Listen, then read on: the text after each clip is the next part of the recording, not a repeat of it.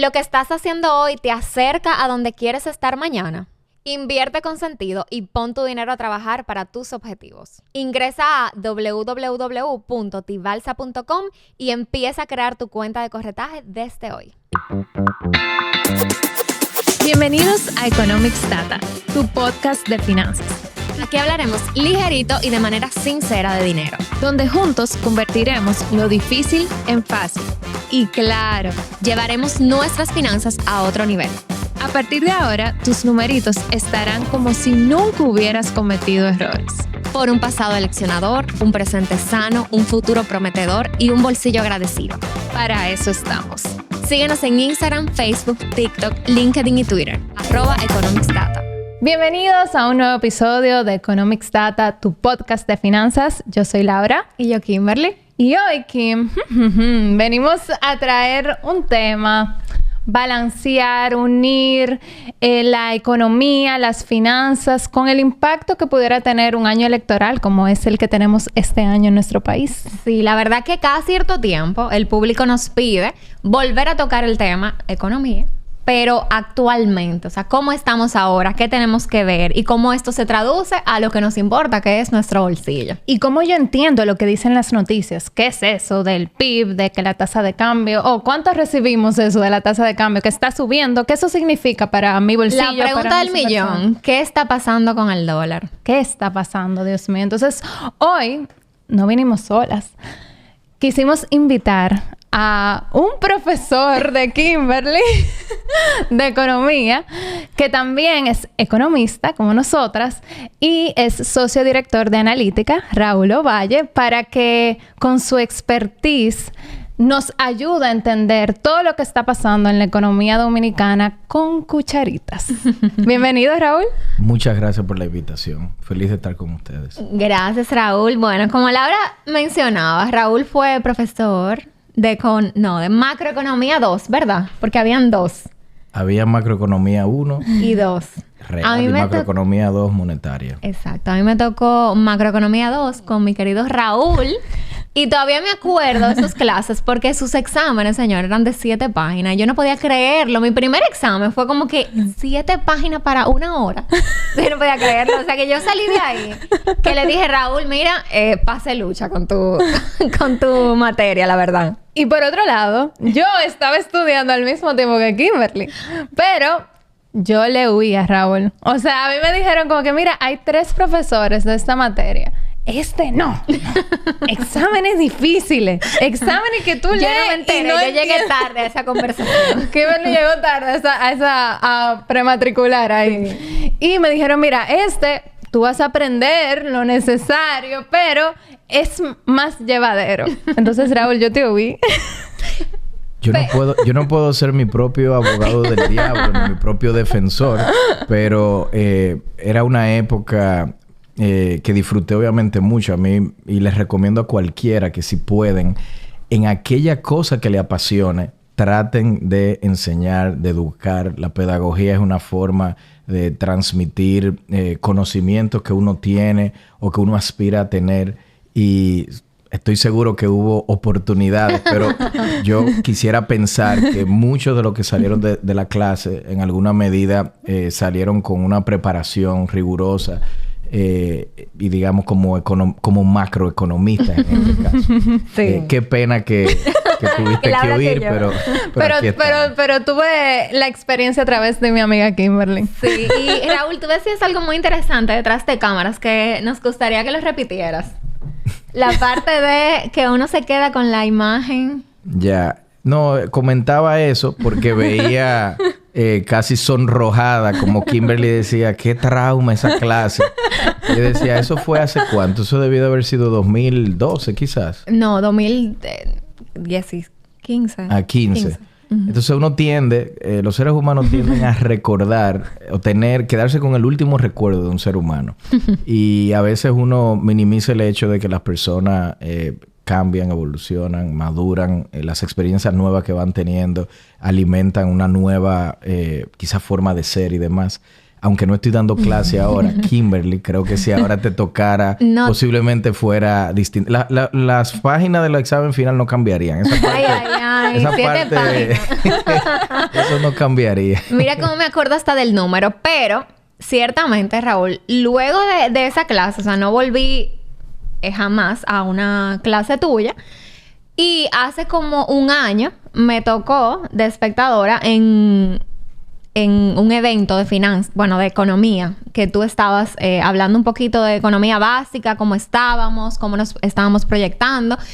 Y yo dije, wow, pero él habla súper llano. O sea, se entiende lo que él está diciendo.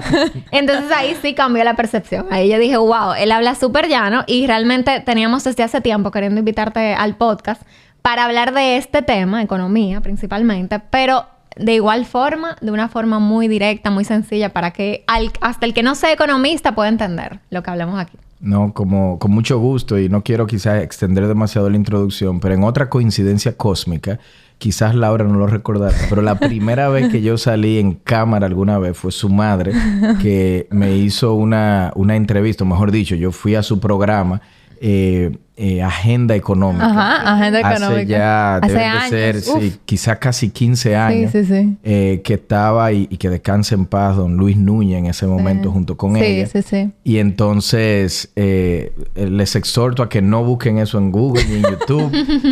Muy Podemos joven ver la comparación.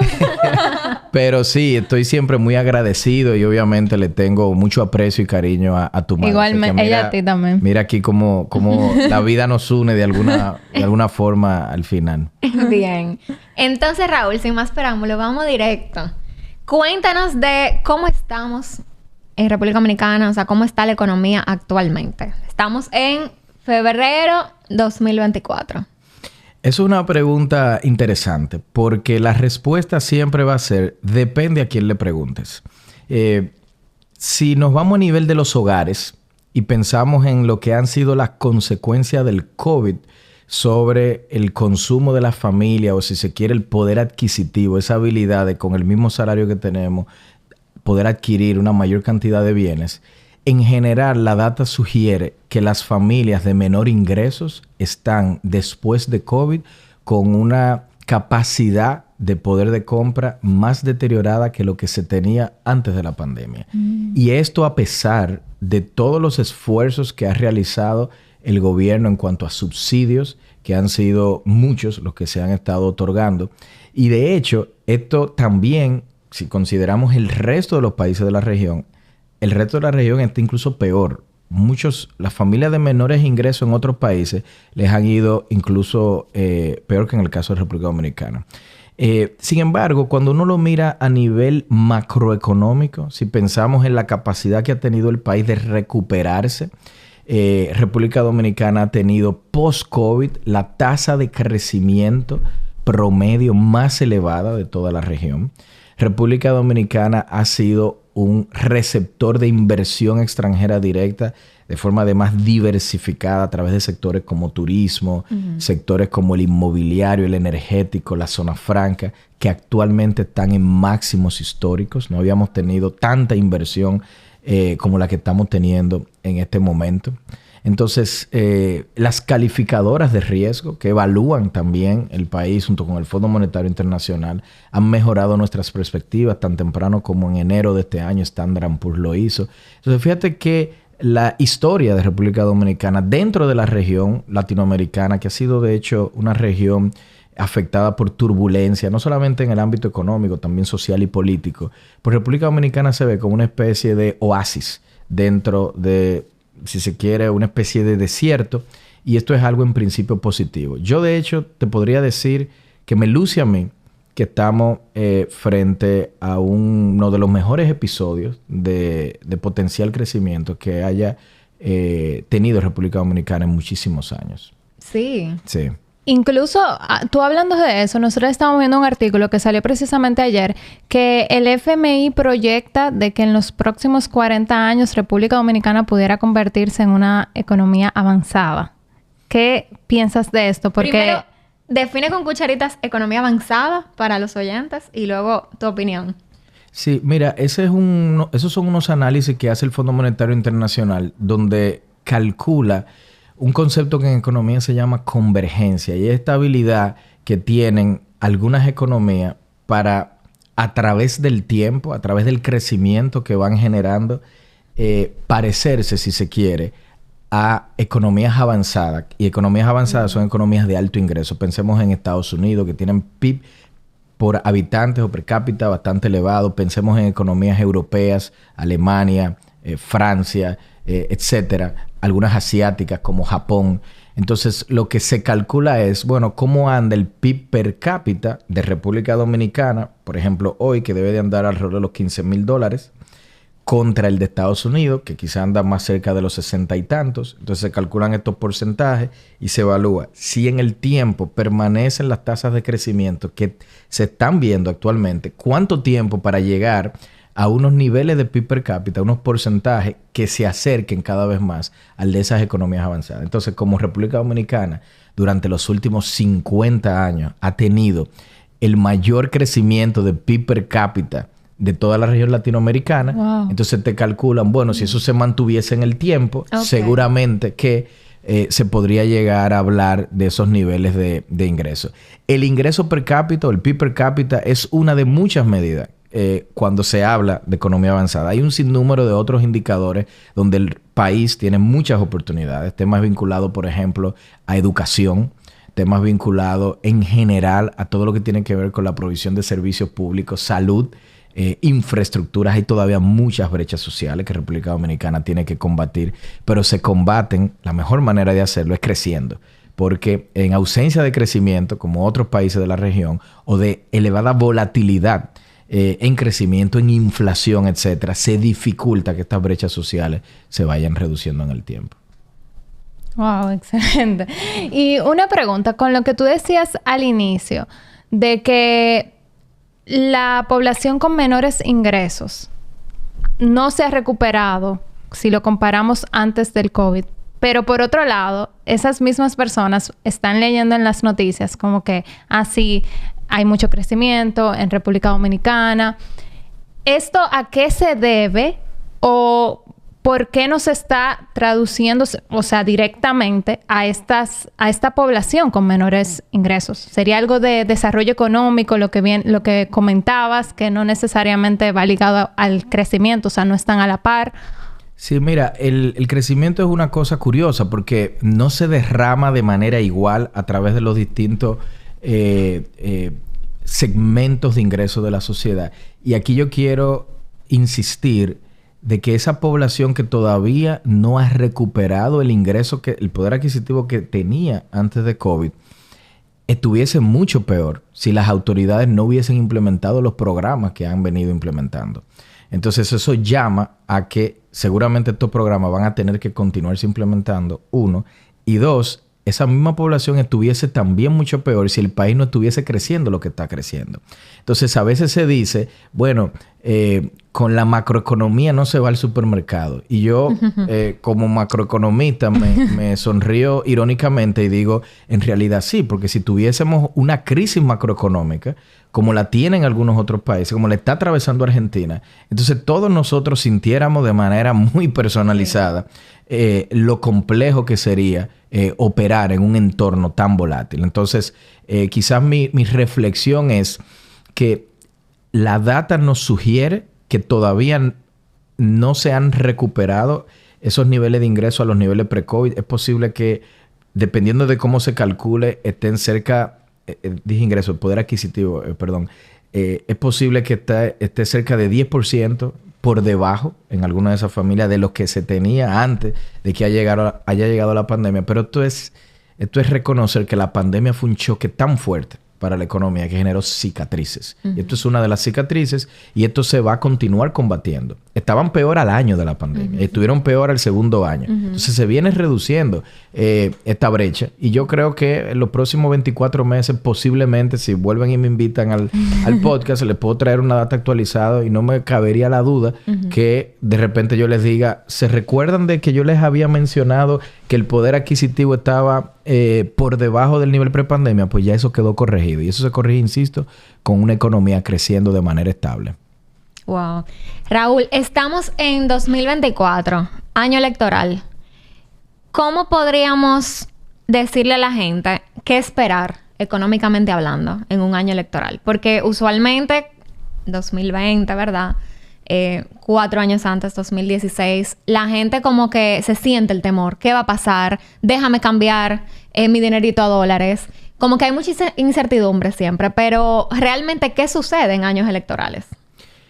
No sé si se dieron cuenta, pero desde el año 96, todos los años electorales en República Dominicana coinciden con años bisiestos. Entonces, es un año electoral y bisiesto. Y siempre va a ser así.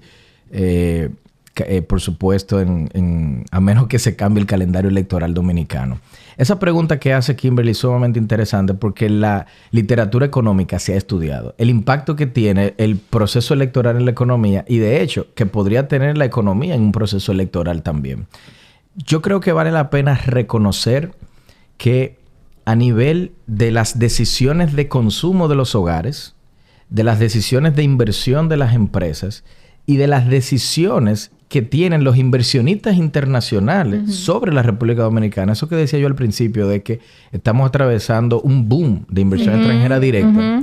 Cuando hay previsibilidad sobre las decisiones de política económica que realizan las autoridades de un país, entonces en realidad hay calma, hay certeza y tanto los hogares consumen, las empresas invierten y los inversionistas internacionales pues se quedan, vamos a decir, calmados y ven que hay un riesgo bajo de que cambien las reglas del juego. ¿Por qué el periodo electoral conecta con esto?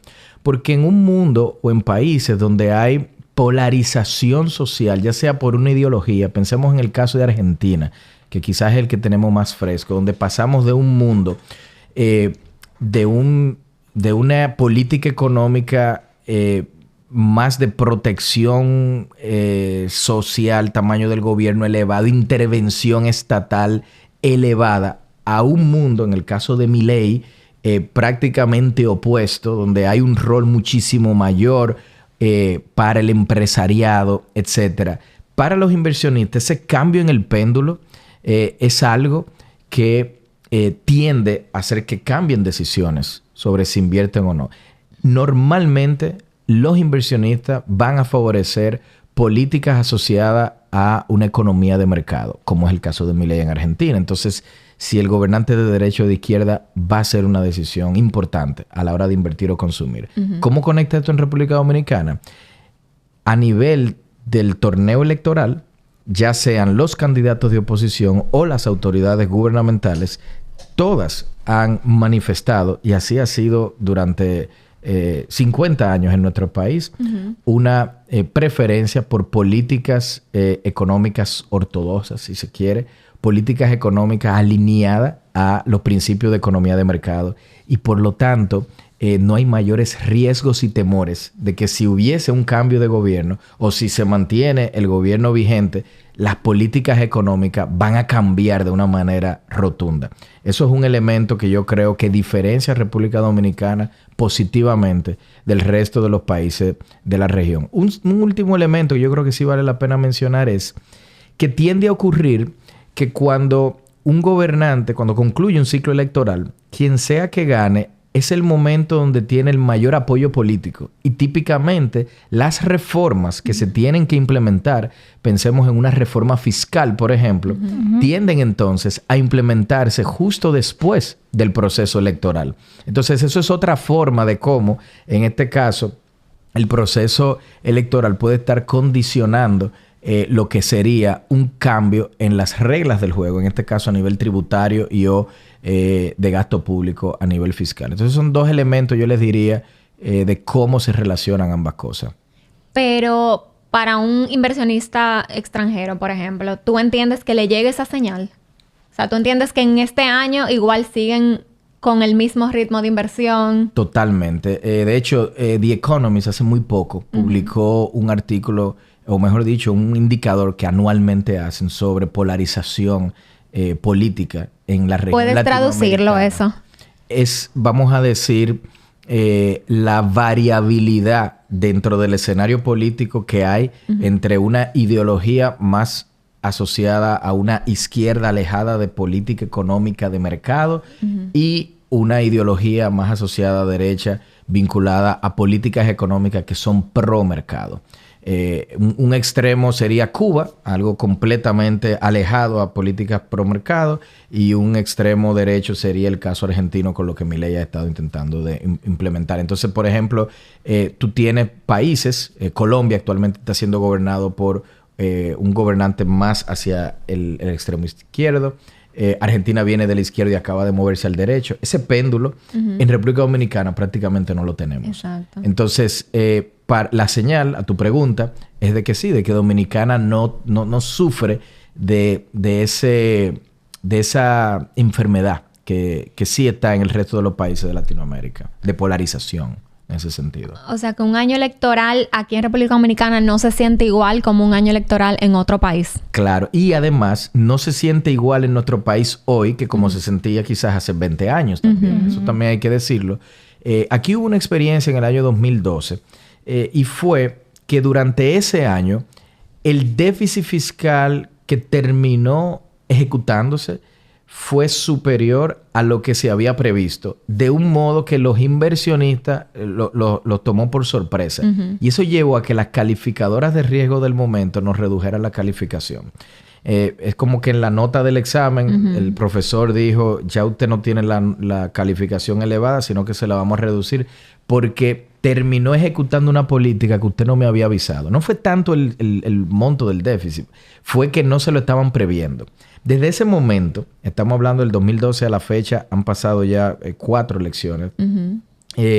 Las calificadoras, cuando llega el ciclo electoral, ya no nos han penalizado porque nuestras autoridades han sido consistentes a la hora de mantener una disciplina fiscal. Ya no hay estos desvíos que se veían antes. ¿Por qué el déficit en aquel momento aumentó? Pues quizás un gobierno pudo haber pensado que si inaugura muchas obras en medio de un periodo electoral puede aumentar el favoritismo de cara al público que iba a votar, etcétera. Pero ya nuestras autoridades han pasado, me parece a mí, esa prueba y ya a los mercados no les preocupa que se va a utilizar, por ejemplo, la política fiscal para tratar de incentivar el voto en medio de un periodo electoral. Yo creo que ya eso ha sido una prueba superada y por eso no se siente igual en esta ocasión a como se sentía en el pasado. Quizás la única diferencia ahora es que yo creo que el público está a la expectativa postelectoral de una reforma fiscal. Y eso puede tener a la gente un poco a la expectativa de, bueno, ¿cómo vendría esto? Y cómo podría estar afectando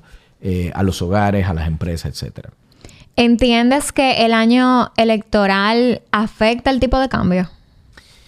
Mira, la data, para hablar directamente en lo que dicen los números, es que si uno compara los periodos electorales versus los periodos no electorales, la volatilidad del tipo de cambio, esto es decir, la habilidad que tiene esa variable para moverse de manera inesperada, se reduce bastante durante los periodos electorales. Es decir, es mucho menos volátil el tipo de cambio próximo a unas elecciones que fuera de ese periodo electoral. Pero esto electoral. rompe totalmente lo que todo el mundo piensa. No, es así. Es lo que los números, de hecho, avalan desde el año 2008, en cada elección, 2008, 2012, 2016, 2020, y sobre todo ahora, cuando uno compara la variación en el periodo próximo a las elecciones del tipo de cambio versus el mismo periodo del año previo, que no era electoral, entonces uno nota que la variación es menor.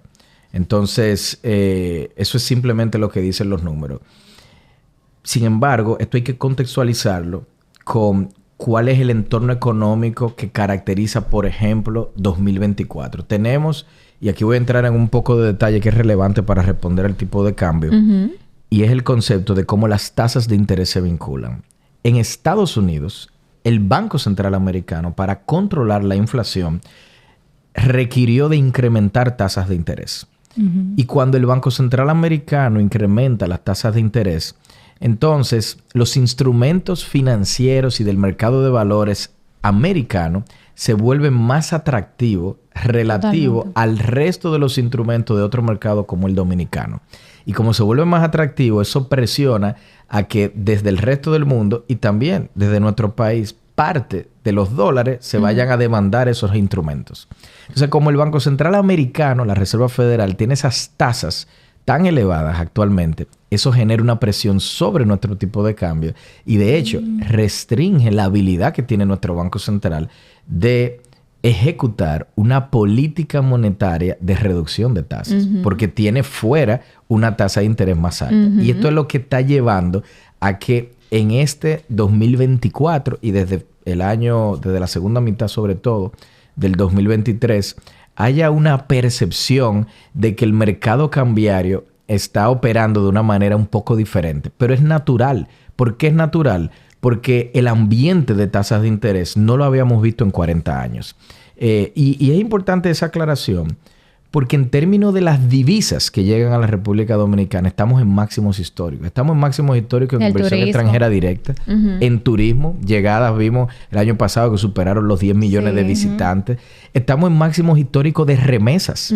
Más de 10,000 millones de remesas también. Entonces, aquí no hay un tema de que nos están faltando dólares per se por algo estructural, de que se cayó el ingreso de turismo, como sí ocurrió, por ejemplo, durante COVID. En ese momento sí fue complejo, porque se cerraron ciertos sectores que eran fuentes naturales de divisas y eso presionaba el tipo de cambio. Fíjate que aquí lo que se puede estar viendo en cuanto al tipo de cambio se refiere, no tiene necesariamente que ver con las divisas que estamos recibiendo, porque están en máximo histórico. Es más bien un mercado cambiario adaptándose a esta nueva realidad de tasas de interés. Entonces, un último mensaje sobre esto es que la decisión de cuando la Reserva Federal baje sus tasas de interés resulta entonces muy importante. Porque a la medida que la Reserva Federal comience a bajar sus tasas de interés, entonces para República Dominicana le va a resultar mucho más factible también comenzar a bajar las suyas, ¿no? Es decir, que aquí se rompe el mito de que la tasa de cambio llegó al 59 y algo por las elecciones, por el año electoral. No necesariamente, sino más por el hecho de que la Reserva Federal ha venido aumentando tasa y como dicen, si Estados Unidos estornuda, a nosotros también nos da gripe. Mira, yo no creo que haya una vinculación, vamos a llamarle especulativa, en cuanto a las decisiones del tipo de cambio y el hecho de que estemos en un periodo electoral. Yo creo que aquí está impactando muchísimo más este entorno atípico de tasas de interés a nivel internacional. Y es lo que está llevando a que nuestro mercado cambiario esté operando como ha estado operando. Una métrica de referencia es a cuánto se deprecia nuestra moneda en promedio anual. Pensemos incluso antes de COVID. El tipo de cambio en dominicano antes de COVID, 5%, entre 3,5% y 4%. De forma previsible.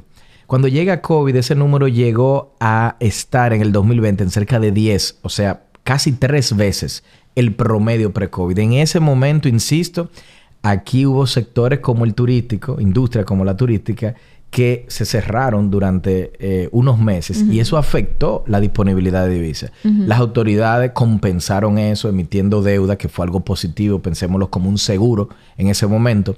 Pero en aquel momento sí era un asunto estructural.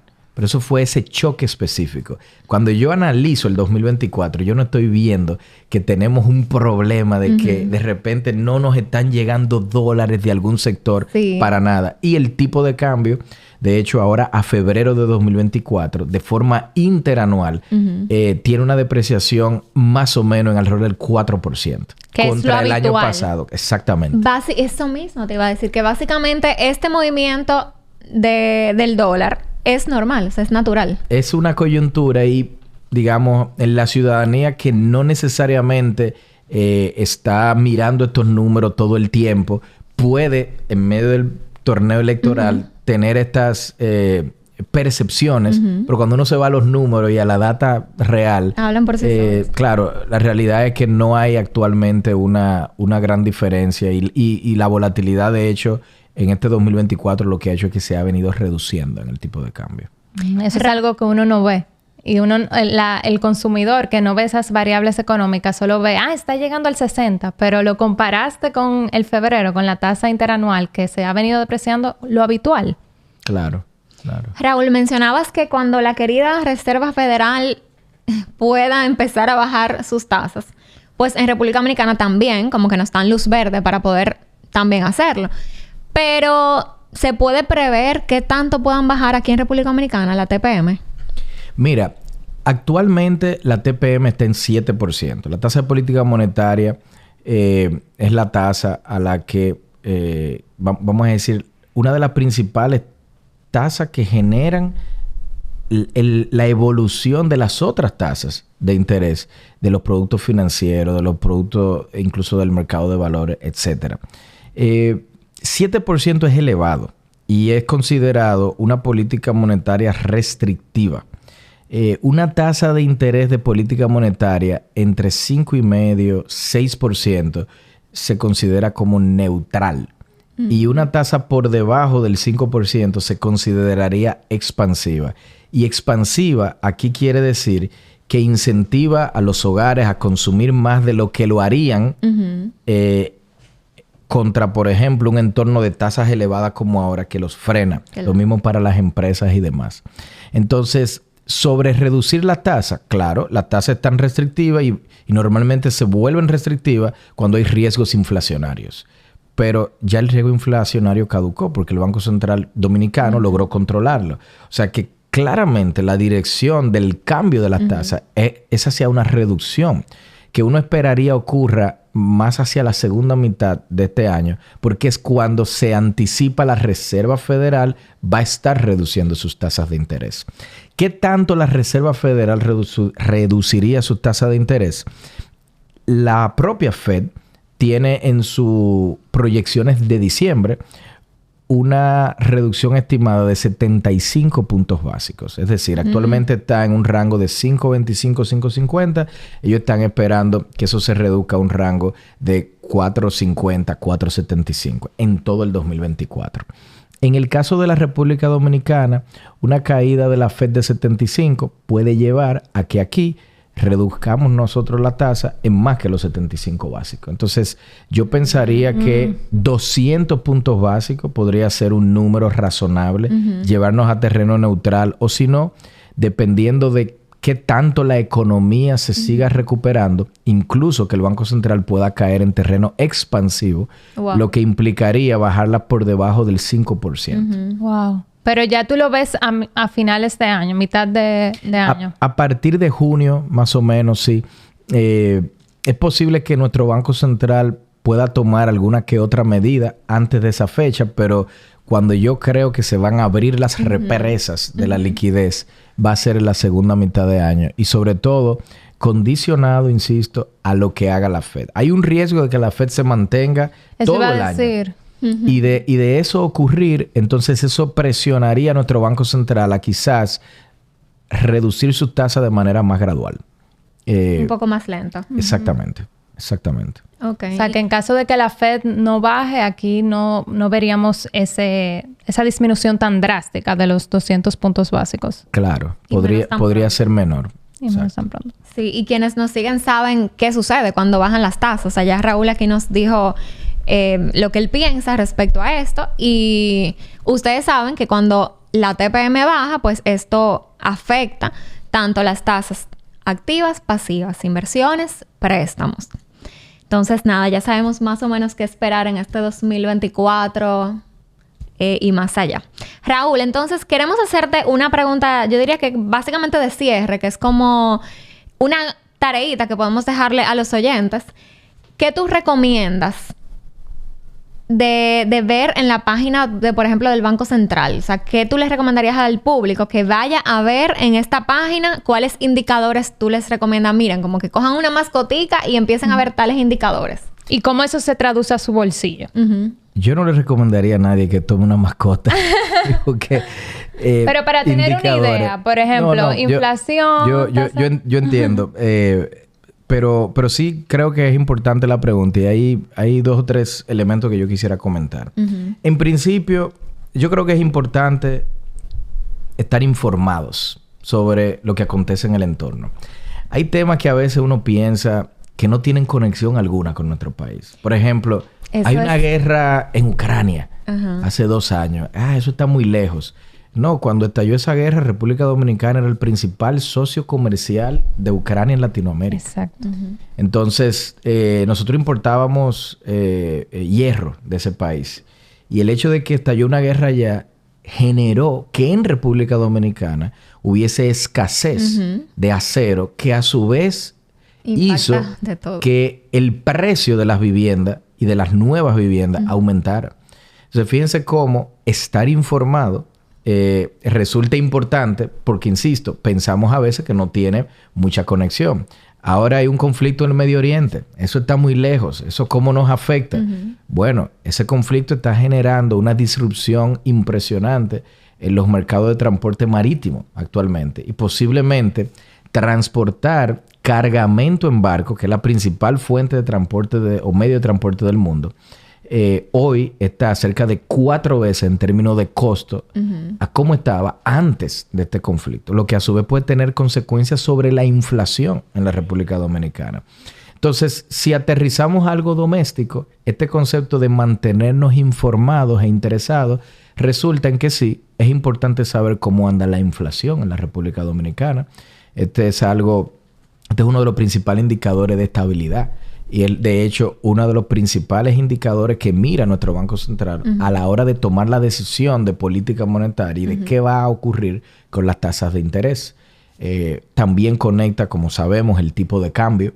Yo tenía un profesor que decía que normalmente a nivel de los diferentes países, sus bancos centrales se van a preocupar por aquellas variables que le generaron traumas, como en los seres humanos. Entonces, en el caso de la República Dominicana, el trauma fue cambiario, o lo ha sido a través de nuestra historia. En el caso de la Reserva Federal, el trauma fue la Gran Depresión, fue el empleo. Entonces, allá miran mucho y prácticamente las decisiones están condicionadas a promover alto empleo. Wow. En el caso de los europeos fue la gran hiperinflación de la Primera y luego Segunda Guerra Mundial. Entonces, ya se preocupan mucho por la inflación. Entonces, aquí el tipo de cambio siempre va a ser una variable que el dominicano va a estar monitoreando. Y creo también que el indicador de actividad, el índice mensual de actividad económica, es un indicador, el IMAE, porque permite tener una idea de si la economía se recupera, si no se recupera, si está creciendo como deberíamos. Y ese crecimiento, por cierto, se traduce a generación de empleo. Y el empleo es sumamente importante para generar movilidad social, ingresos, capacidad de compra, etc. Entonces, yo creo que si tuviera que decidir unos indicadores rápidos, yo vería esos 3. Claro, las tasas de interés siempre van a ser relevantes a la hora de la toma de decisión sobre ya sea postergar consumo y ahorrar, o ya sea consumir antes algo más o invertir incluso en el mercado de valores también. Respecto al IMAE, ¿qué número ellos deberían esperar? En el año 2024... tenemos perspectivas que van desde un 4% de crecimiento. Una de las estimaciones, me parece, de la CEPAL, es de las que menos creen que vamos a crecer. Y el Fondo Monetario Internacional nos tiene creciendo al 5,3%. Nosotros en Analítica entendemos que vamos a estar cerca del 4,8%. El Banco Central entiende que vamos a crecer 5%. En resumen, hay un rango entre 4 y 5, que es lo que se espera. Esta es una economía que a nivel tendencial o histórico crece alrededor del 5%. Y ese rango de 4 a 5% de materializarse nos colocaría como la economía de mayor crecimiento esperado en toda la región latinoamericana. Entonces, es un indicador interesante ver cómo andamos en ese crecimiento. El dato más reciente de diciembre es que interanual, es decir, comparar diciembre del 24 contra diciembre del 23, la economía estaba creciendo al 4,7%. De mantenerse ese número, llegaríamos al cierre de año dentro de ese rango que están estimando tanto autoridades como analistas independientes, lo cual sería bastante positivo. Entonces, yo estaría observando eso. Y aparte de la inflación, ya estamos dentro de la meta que tiene el Banco Central. Debajo, porque la meta es justo 4. El rango meta es de entre 3 y 5, es correcto. Estamos en el rango, pero siendo la meta central 4, o el punto central del rango 4%, estamos actualmente como en 3,5%. Estamos por debajo. Lo cual es positivo, porque permite entonces que nuestro Banco Central eventualmente pueda tomar decisiones de reactivar la economía vía reducción de tasas sin que esto genere un temor de que se vaya a traducir necesariamente en un choque inflacionario mayor. Tú mencionabas en algún momento de esta parte final que recomiendas que se informen, o sea, que entiendan cómo lo que sucede fuera afecta a nuestro bolsillo. Pero yo te diría que realmente no es tan fácil encontrar esta información que sea digerible. Ustedes hacen eso en Analítica, o sea, tú, no sé si tienes charlas cada cierto tiempo, no sé si, si vas a entrevistas fijas cada cierto tiempo, donde la gente pueda seguirte o seguirlos y poder enterarse de esas noticias, pero de una forma sencilla. Tú sabes que yo les recomiendo a todos que tengan un consejo de asesores personales. Gente a la cual uno admira, le tiene aprecio, cariño, y sobre todo en muchos ámbitos del saber.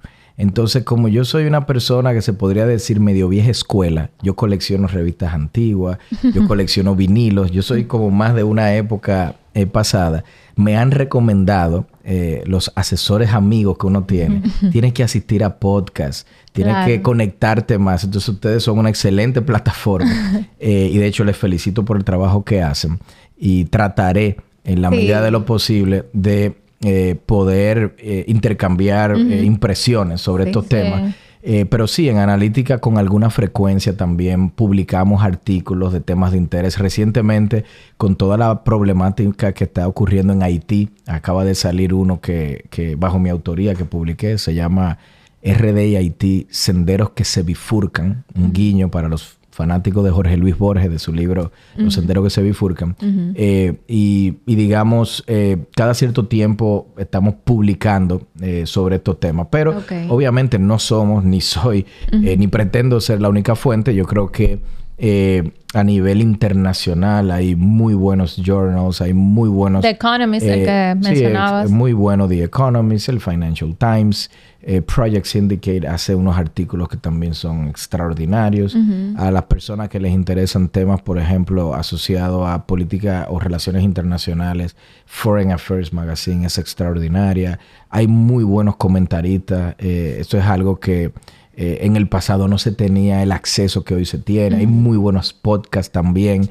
O sea que yo diría, verifiquen cuál es el tema que le apasiona y persigan esa pasión. Y mantenerse informado, yo creo que es algo que paga, ¿no? Es una buena inversión. Sí, sí, sí. Nosotras tenemos una mentora, Raúl, que ella dice que cuando uno educa, que fue como tú iniciaste la conversación, cuando uno educa, uno es generoso. O sea que te pedimos que seas generoso con el público y sí lo hagas. O sea, hagas tal vez, no sé, más videitos, envías más a nuestro podcast, más artículos. Venir más aquí también. Estás invitado cuando nos puedes quieras. Incluso hasta enviar esos artículos y nosotros los difundimos en las mismas redes. Mandamos el link. Excelente. Porque falta mucha información todavía y que la gente lo entienda de manera digerible. Y como aquí lo explicábamos, cómo esas variables económicas impactan el bolsillo. Tú decías como que, no, me dicen como que esas variables económicas no van al súper, pero realmente impactan en tu vida. Sin tú darte cuenta, lo que pasa internacionalmente también impacta. Entonces es bueno estar informado e ir aprendiendo poco a poco. Tal vez la primera vez que escuchan o vean estas variables económicas no lo entiendan, pero tener este conocimiento fácil es vital para la sociedad dominicana, yo entiendo, y para todo el mundo. Sí. Así es. Bueno, Raúl, pues mil gracias por venir a nuestro podcast. Te vamos a invitar de nuevo, o sea que espera la invitación mensual. Mil gracias por desmenuzar un tema que a muchos les cuesta, que no llega. Estoy segura que ustedes también aprendieron mucho, así que no se queden con este episodio solo para ustedes. Compártanlo y nos vemos en la próxima. Chao.